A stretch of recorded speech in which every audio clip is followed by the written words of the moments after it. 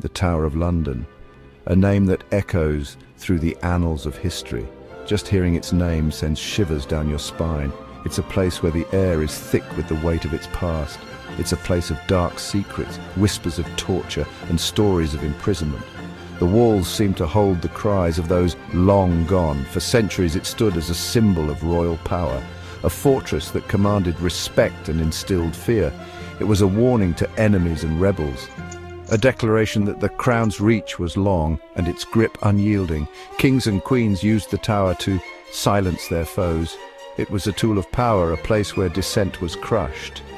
Surrounded by thick walls and guarded by watchful soldiers, it earned a fearsome reputation. People called it impregnable.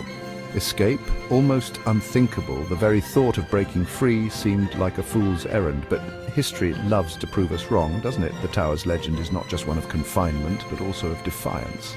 The tower's walls have witnessed daring attempts to break free, ingenious plans hatched in the dead of night. Men and women, driven by desperation or a thirst for liberty, plotted their escape. Each attempt a testament to the human spirit's resilience. These stories, etched in the tower's stones, remind us of the indomitable human spirit. They are whispers of courage that refuse to be silenced. They tell us that even in the darkest of times, hope can blossom, that even in the shadow of the gallows, dreams of freedom can take root. Let's delve into the thrilling tales of those who dared to defy the tower's formidable defenses. Their stories are the heartbeat of this ancient fortress. Among the tower's many prisoners, a select few managed to slip through its grasp. Their stories, passed down through generations, became whispers of hope. One such tale tells of Ranulph Flambard, a cunning bishop with a knack for trickery. Then there's the daring escape of John Gerard and Edward Oldcorn, two Jesuit priests sentenced to silence the tower's ominous silence with their cries for freedom. These attempts weren't just about breaking free from physical constraints, they were about defying tyranny, asserting one's will, and clinging to the belief in a brighter future. Each escape, successful or not, chipped away at the tower's aura of invincibility.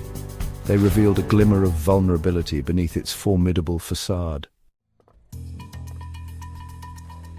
Imagine yourself as Ranulph Flambard, Bishop of Durham, in the year 1101. You are a man of great ambition and intellect, but your aspirations have made you a target. King Henry I, wary of your growing influence and power, has imprisoned you. He fears what you might achieve if left unchecked.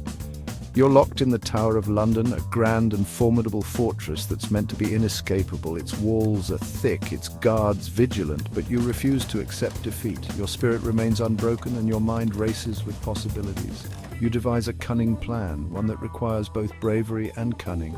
Every detail must be perfect. With charm and bribes, you win over your guards. They become your allies, willing to risk their positions for your freedom.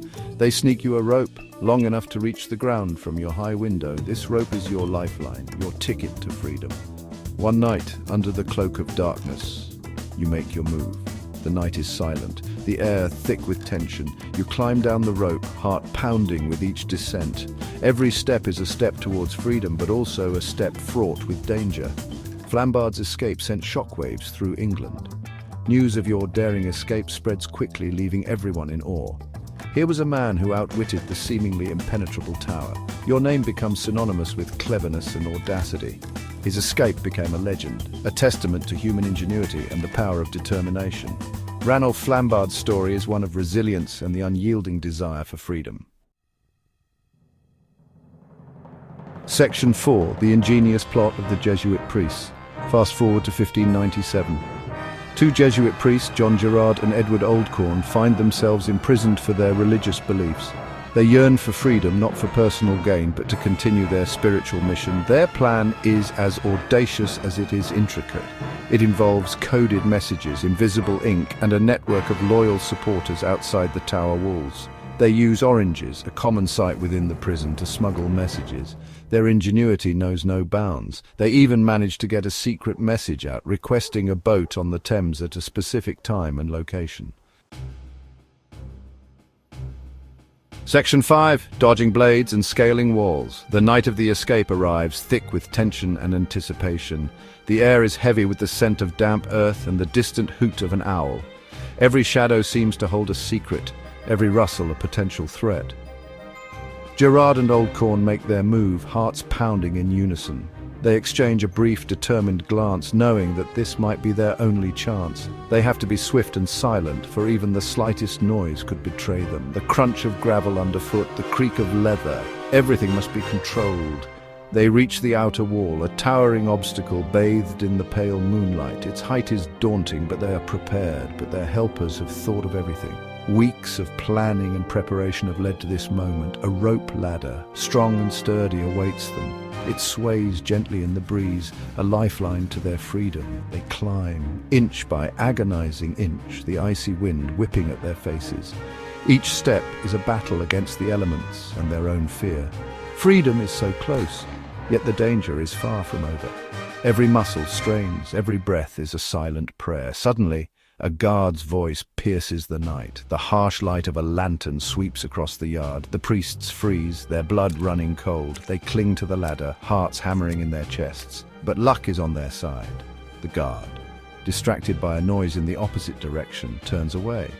The guard, distracted by a passing shadow, continues his rounds. The moment of danger passes. They breathe again, their climb resuming with renewed urgency. Every second counts now. They finally reach the top, scramble over the wall and drop onto the other side.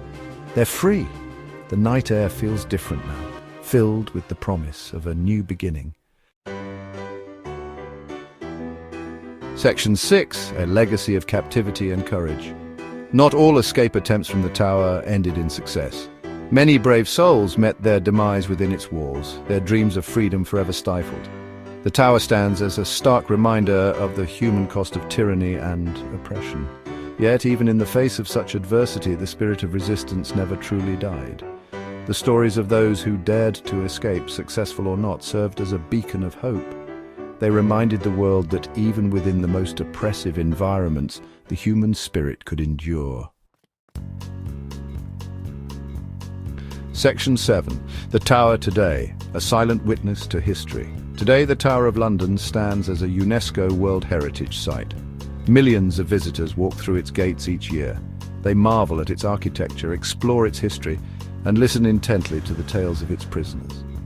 But behind the grandeur and the guided tours, a sense of solemnity persists. The tower's walls still whisper with the echoes of those who were held captive within its embrace. It serves as a powerful reminder of the importance of freedom, justice, and the resilience of the human spirit. As you stand within its walls, take a moment to remember those who yearned for freedom, those who dared to escape, and those who never left.